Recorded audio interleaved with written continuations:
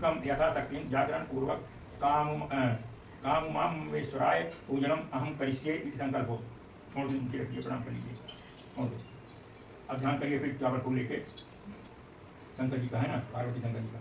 ओम मंदारमाला पुलितालकाय कपालमाला अंकित शेखराय दिगंबराय श्री दिगंबराय नमः शिवाय शैव नमः शिवाय। छोड़कर प्रणाम कर लीजिए। फिर चाव हानि छोड़ लीजिए। अब फिर करिए, क्या नाम से आवाहन चावल फूल लेके भगवान का चावल। गौर भी आई थी ना, कहाँ पर चढ़ाना? नहीं भाई देख कर रहेगी ना, भगवान देख रहेगी ना। वो चढ़ा ली बना अक्षत फूल, अक्षत चावल। अब रंजिते कुमकुम अष्टै भव अक्षतैश्चो विनय पूर्वे विघ्नं देवी प्रसन्नं च पार्वती। छोड़ दीजिए अक्षत फूल, फूल ले लीजिए। माल्यादीनि सुगन्धीनि माल्यात्तीजादीनि वै प्रभो मया दत्तानि पूज्यानि पुष्पाणि प्रतिगृह्यताम्।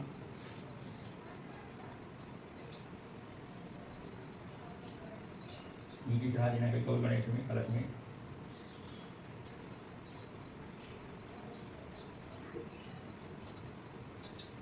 धूप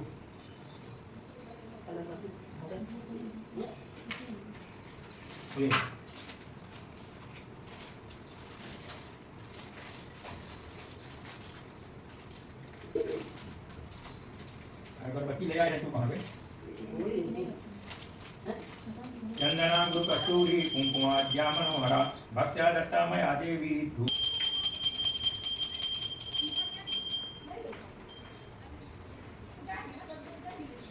दीपक इससे दिखा दीजिए। सूर्यो वाचो ज्योतिर्वाचो स्वाहा ज्योतिसूर्या सूर्या ज्योति स्वाहा दीपम दर्शयामि। साज्यं च सर्वसंयुक्तं वाहिनं ज्योतिषं मया।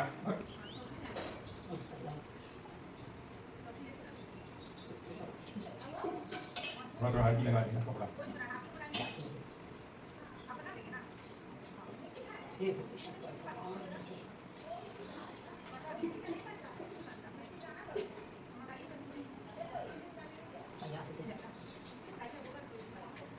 ओम सुसज्जितो सुजातो ज्योतिषं सहस्रं दीपं प्रयच्छामि देवाय परमात्मने।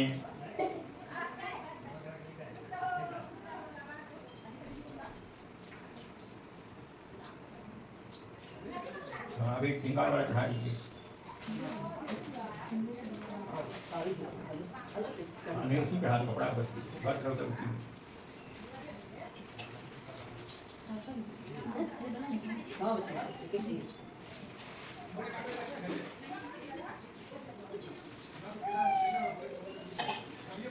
आदि तो दिखी बंद कर दिए, फिर खोलो।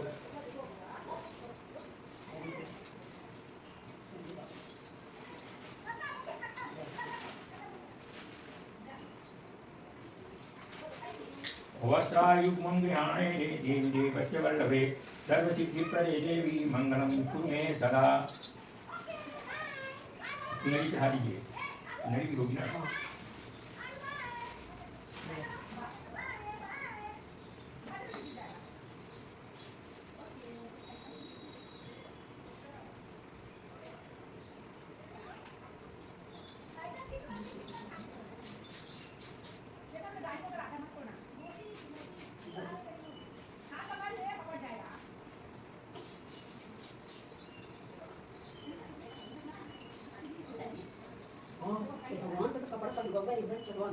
अब पानी फेर दीजिए थोड़ा सा 8 मिनट।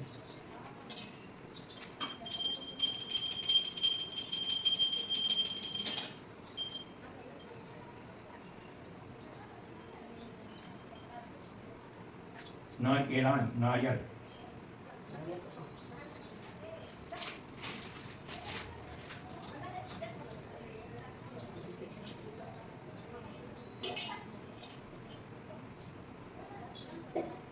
हरिद्रा कुंकुम अष्टैव सिंदूरम फलान्वितं सौभाग्यद्रव्य संयुक्तं गृहाण परमेश्वर सौभाग्यद्रव्याणि समर्पयामि इदं फलं समर्पयामि।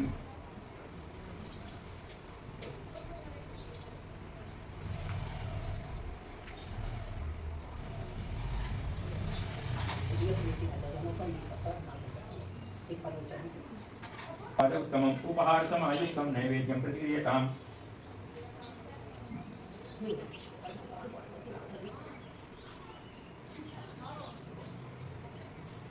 नैवेद्यं देवीतां देवी भक्तिं मे नित्यनां कुरु। चढ़ा दियो हाँ, ये चढ़ा दियो हाँ। देवी भक्तिं मे नित्यनां कुरु। अक्षिप्तं च इदं परं देहि परत्र च परां गतिं फल। चढ़ाते जाओ।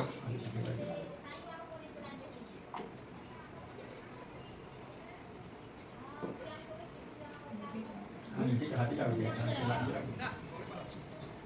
इदं फलं मया देवी स्थापितं पुरुषत्व येन मे सबलां कर्म भजे जन्मनि जन्मनि।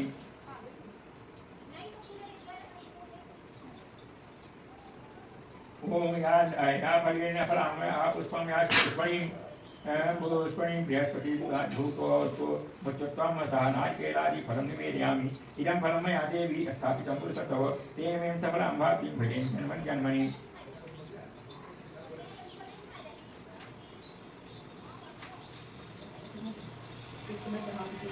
अरे दूध चढ़ा दी, तू कहाँ चढ़ाए? मैं चढ़ा दी।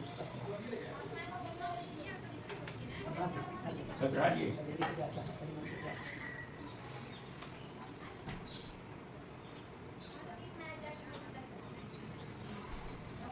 दक्षिणा ऐसा लक्ष्य रखे हो।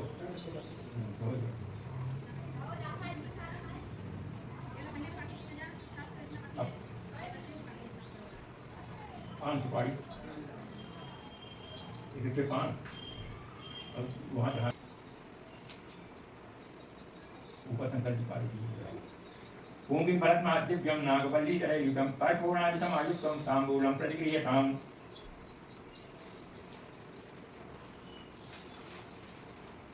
पूंगी भरत मादिव्यम नागवल्ली जलयुगम इलादि चूर्णादि संयुक्तम तांबूलम प्रतिक्रियताम्। तांबूलम पूंगी फलम समर्पयामि।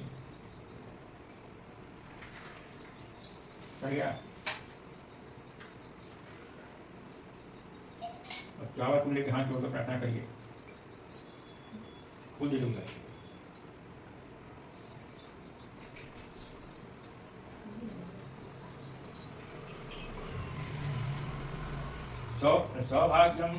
सौभाग्यम चार्य वैद्यभ्यम पुत्र पौत्रादिकम सुखम बहुपुण्य फलम सर्वमतः शांतिं च देहि मे। मंत्रहीनं क्रियाहीनं भक्तिहीनं जरीश्वरी पूजितासी महादेवी संपूर्णं चाय पदस्य मे। छोड़कर प्रणाम कर लीजिए। हे भोले शंकर।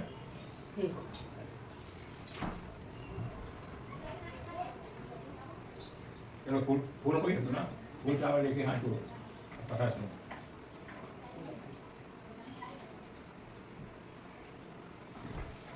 मंदारमाला कुलितालकाले कपालमाला कृतशेखराय दिगंबराय श्री दिगंबराय नमः शिवाय नमः शिवाय।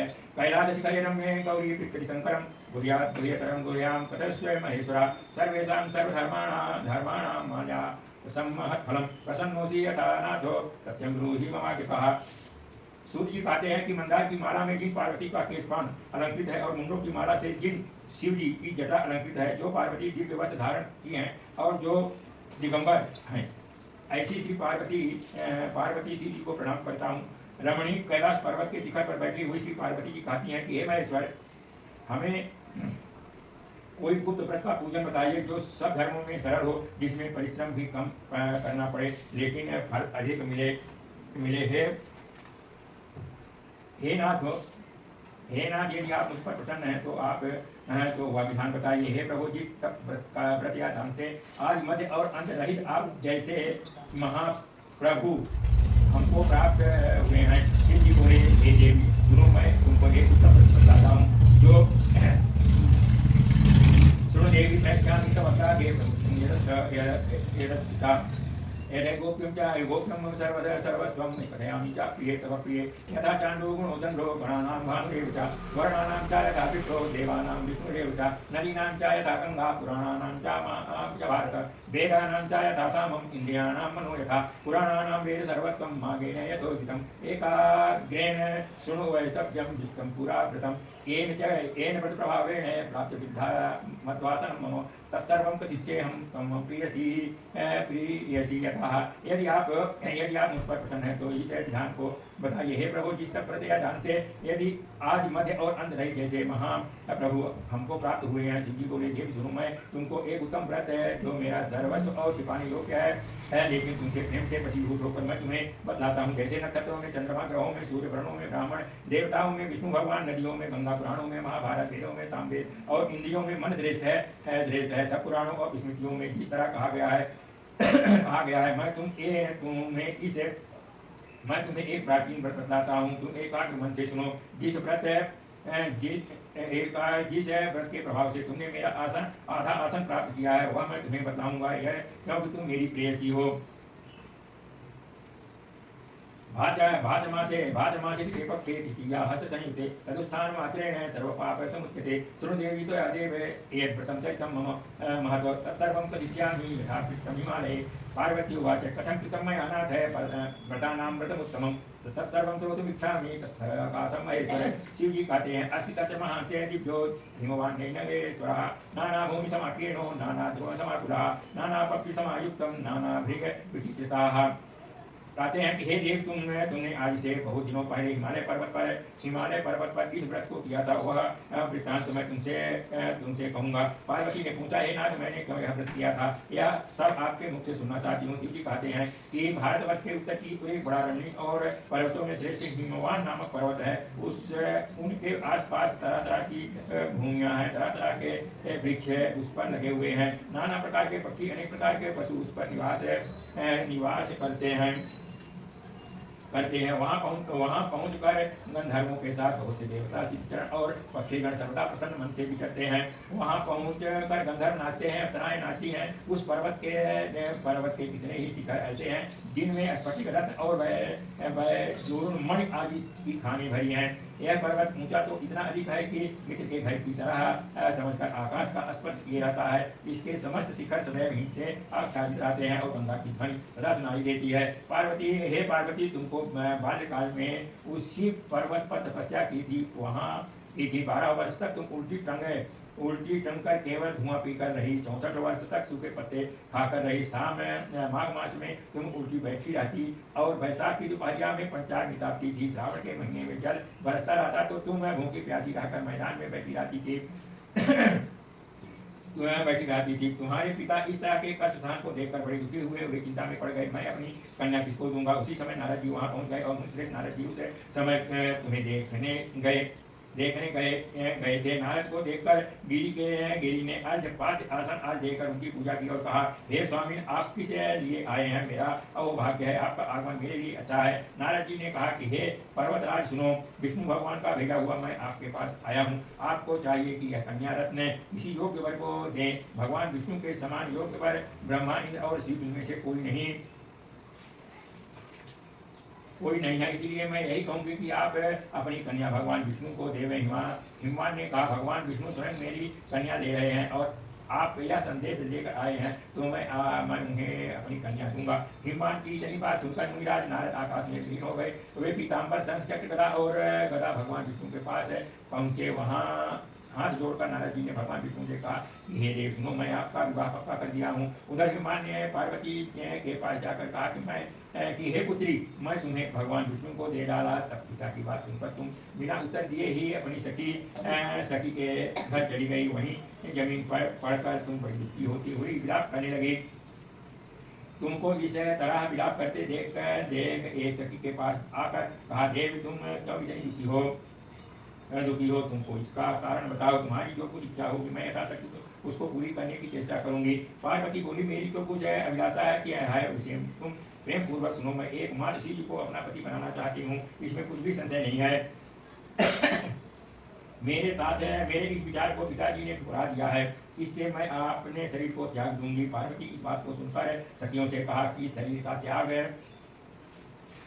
शरीर का त्याग न कर, चलो किसी ऐसे वन को चले जहाँ पिता को पता न चले। ऐसी सलाह तुम वैसे बनने का पहुँची, उधर तुम्हारे पिता या पिता घर घर तुम्हें पहुँचने लगे, दूतों द्वारा भी खबर लेने लगे। और कौन देवता दानव मेरी पुत्री को हर ले गया। उन्होंने मन ही मन कहा, मैं नारद जी से आगे प्रतिज्ञा कर चुका हूँ कि अपनी पुत्री भगवान विष्णु को दूंगा। ऐसा सोचते सोचते हिमान मूर्छित हो गए। गिरिराज को मूर्छित देखकर सब लोग हाहाकार करते दौड़ पड़े।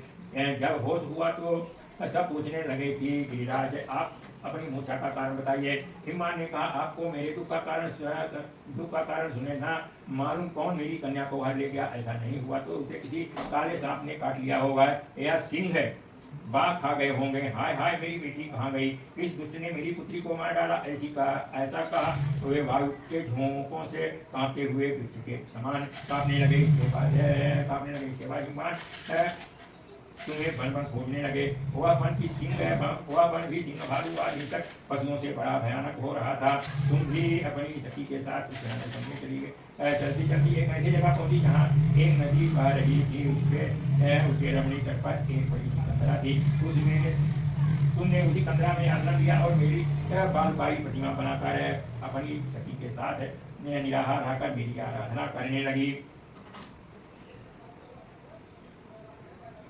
जब आज शुक्ल पक्ष की हस्ती तृतीया तिथि प्राप्त हुई तो तुमने मेरा विधिवत पूजन किया।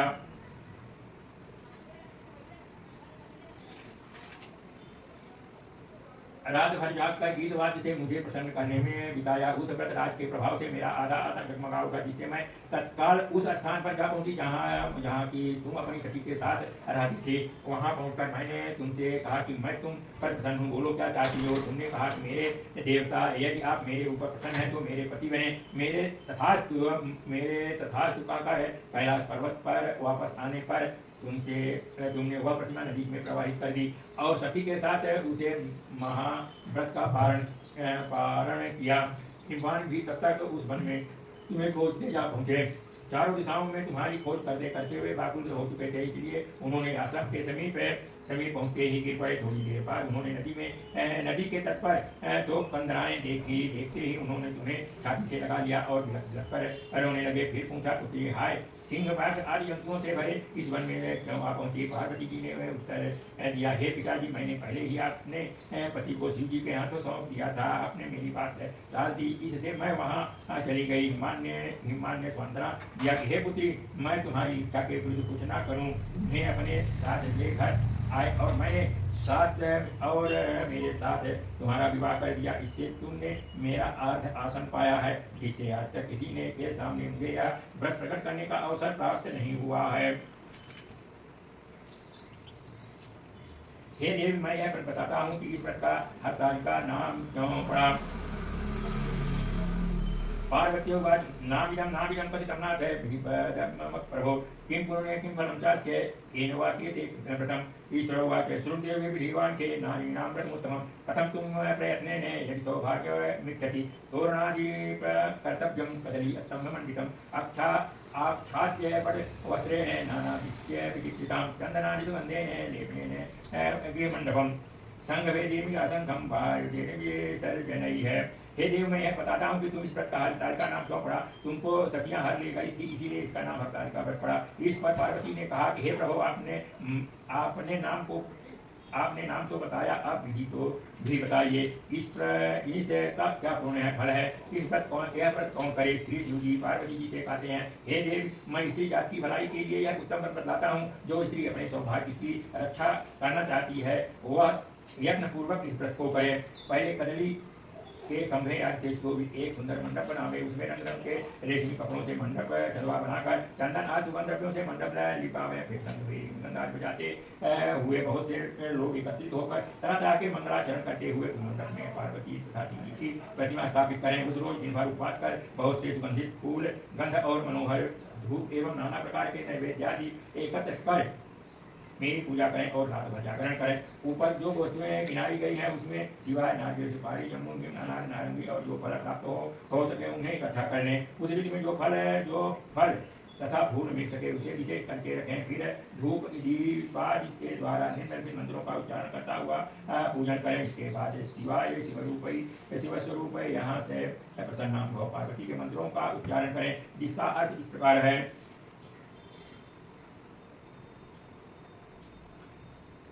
शिवस्वरूपे नमस्तुभ्यं शिवै सत्तं नमः नमस्ते ब्रह्मरूपायै जगद्धात्रे नमो नमः संसाराभयशास्त्राणि मां जीववाहिनीं येन कामेन भो देवी पूजितासि महेश्वरी राज्यसौभाग्यं मे देहि प्रसन्नां भव पार्वती मन्त्रेणानेन देय भो देवी पूजितेषु सा तथा सुप्तां विधेन दयाद्वादशिकं तथा ब्राह्मणाय प्रादालभ्यं वस्त्रधेनु हिरण्यकं।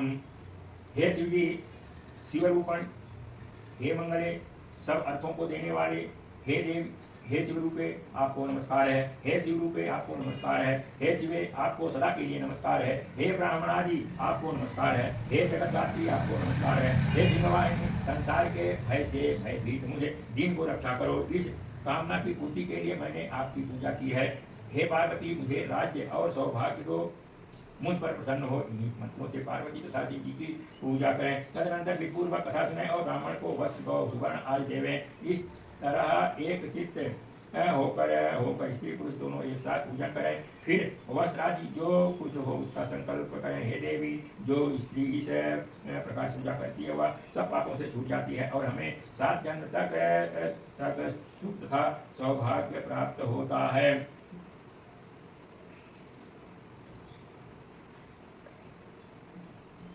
कुंते देवी सर्व पापै मुच्यते सप्तजन्म स भवेत् राज्यं सौभाग्यं सुखदायकं। तृतीयायां तु यथा नारी अन्नाहारं समाचरेत् सप्तजन्म भवेत् बन्ध्या वैद्यभ्यं च पुनः पुनः दरिद्रा पुत्रशोकेण कर्कशात् युक्ता दुःखभागिनी सा पतिता नरके घोरे नोपवासं करोति यः अन्नाहारं सुकरी स्यात् फलपक्षेण मर्करी अजलौका जलपानेन क्षीणाहारेण सर्पिणी मांसाहाराश्च भावेभ्याग्नि मर्जरीभक्षणी मिष्ठान्नात्र पिपलिका जन्म मक्षिका सर्वभक्षणी निद्रा सेना जगरी कुटुकुई पंच वत्नका तस्मात् सर्व प्रयत्नेन प्रथम कोमोद सर्वयां स्त्रियाः काञ्चनं राजितं ताम्रं तावत्सत्यैव भोजनं दाप्येन विप्राय पारणं तदनन्तरम् एवं विरिञ्च कुरुते च नारी यथा निभं लभे च स्वामीं विनाशकाले दवतुल्यरूपं समाधियुक्तं लभते च मुक्तिम्।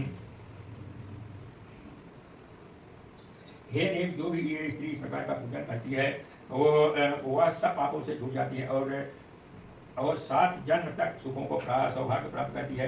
जो स्त्री तृतीया तिथि का व्रत न कर अन्न भक्षण करती है तो वह 7 जन्म तक बंध्या रहती है और उसको बार बार विधवा होना पड़ता है। वह सदा दरिद्री पुत्र शोक से शोकाकुल स्वभाव की लड़ाके सदा दुख भोगने वाली होती है और उपवास न करने वाली स्त्री अंत में घोर नरक में जाती है। तीज को अन्न खाने से, सुकरी फल खाने से, बदरिया पानी पीने से, दूध पीने से, सांपी मांसाहार करने से, बाघी दही खाने से, बिल्ली मिठाई खाने से, चींटी और सब खाने से मक्खी होती है। उस रोज सोने से अजगरी और पति को धोखा देने से मुर्गी होती है। इसलिए हर स्त्रियां व्रत अवश्य करें। दूसरे दिन सुवर्ण, चांदी, तांबा तथा बांस के पात्र में अन्न भरकर ब्राह्मण को दान दें और पारण करें। जो स्त्री इस प्रकार का व्रत करती है वह मेरे समान पति पाती है और जब वह मरने लगती है तो तुम्हारे समान उसका रूप हो जाता है। उससे सब प्रकार के सांसारिक भोग और समेत से मुक्ति भी मिल जाती है। इस हरतालिका की व्रत कथा मात्र सुन लेने से प्राणी को 1000 अश्वमेध यज्ञ और सैकड़ों वाजपेयी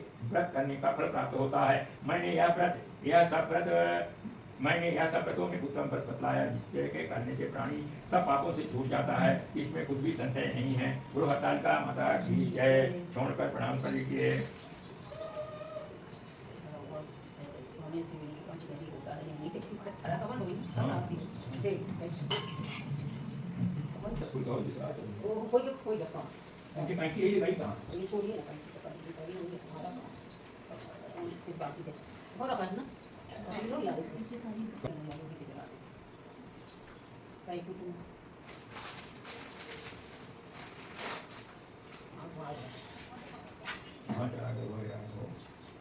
ओम प्रजापते नमः स्वाहा।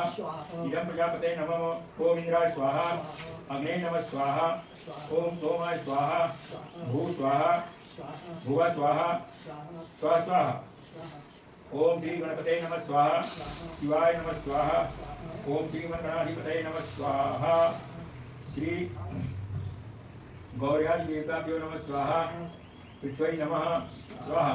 ओम कलशाधिष्ठाय ब्रह्माय नमः स्वाहा। गौर्यादि षोडशमादिभ्यो नमः स्वाहा। ओम सूर्याय स्वाहा चंद्राय स्वाहा ओम भौमाय स्वाहा ओम बुधाय स्वाहा ओम बृहस्पतये नमः स्वाहा ओम शुक्राय नमः स्वाहा शनिश्चराय नमः स्वाहा राहवे नमः स्वाहा श्री गणपते नमः स्वाहा। और भगवान के नाम लेके अपन भवन कर लो जो कपड़े थोड़ा ले लो।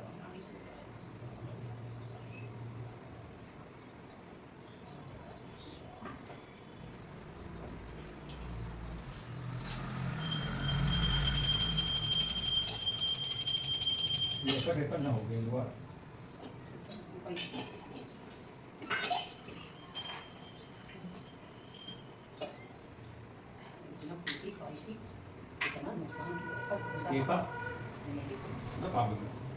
खाए 40 रुपये हो कम से कम ये सांस ये रखिए खाए होते हैं खाए तो गई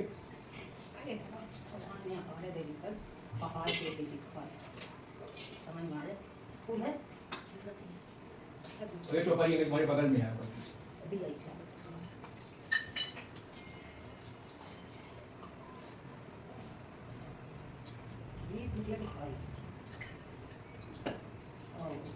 पानी से बनाए रखते वो दिया पे वो बत्ती भी ऊपर चढ़ ओम जय शिव ओंकार भज जय शिव ओंकार ब्रह्मा विष्णु सदा शिव ब्रह्मा विष्णु सदा शिव रानी धारा हे कानन कपिकानन पंचानन राजे स्वामी पंचानन राजे हंसासन गरुड़ासन विग्रहन राजे ओम जय शिव ओंकार दो भुजधार चतुर्भुज दशभुज अतिशोरे स्वामी दशभुज अतिशोरे तीनों रूप निरखते त्रिभुवन जगमार ओम जय शिव ओंकारा अगरमाला वनमाला रुद्रमालाधारी स्वामी रुद्रमालाधारी त्रिपुरारी कंसारी परमालाधारी ओम जय शिव ओंकारा श्वेतांबर पीतांबर बालांबर अंग स्वामी बालांबर अंगे अधिकराणि सहितं नमामि त्वमेव माता च पिता त्वमेव बन्धुश्च सखा त्वमेव विद्या द्रविणं त्वमेव सर्वं मम देवदेवम् गुरु हरतालिका माता की जय। भोले शंकर की जय। पार्वती मैया की जय। बोलो श्री सीताराम भगवान की जय। वृंदावन बिहारी लाल की जय।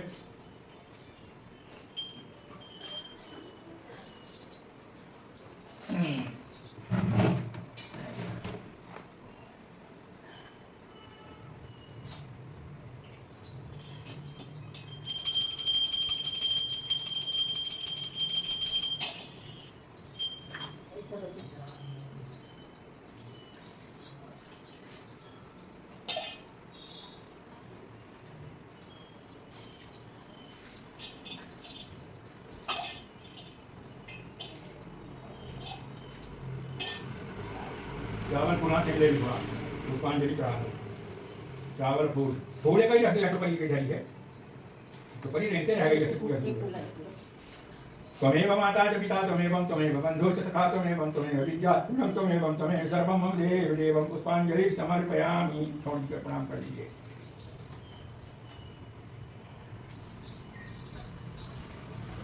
जय